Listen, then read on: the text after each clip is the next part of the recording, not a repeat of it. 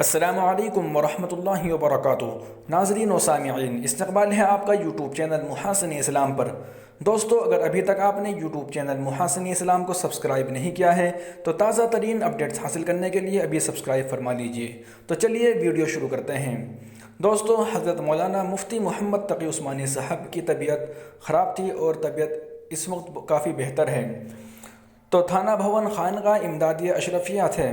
حضرت مولانا نجم الحسن صاحب تھانوی نے ایک خط روانہ کیا ہے حضرت مولانا مفتی محمد رفیع عثمانی صاحب کے لیے، تو وہ خط میں آپ کے سامنے پیش کر رہا ہوں، سماعت فرمائیں۔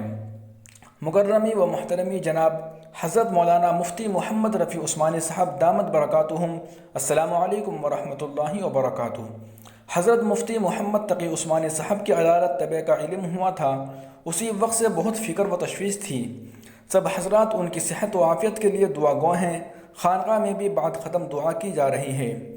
آج محمد ذاکر صلی اللہ علیہ وسلم کے توسط سے بذریعہ موبائل مفتی صاحب کی زبانی بیماری کی کیفیت معلوم ہوئی اور افاقہ کا سن کر اطمینان ہوا۔ حق تعالیٰ جلد از جلد مکمل صحت و تندرستی نصیب فرمائے، آمین۔ فقط والسلام، نجم الحسن تھانوی۔ دوستو، یہ وہ خط ہے جو حضرت مولانا سید نجم الحسن صاحب تھانوی خانقاہ امدادیہ اشرفیہ تھانہ بھون نے حضرت مولانا مفتی محمد رفیع عثمانی صاحب کے نام روانہ کیا ہے۔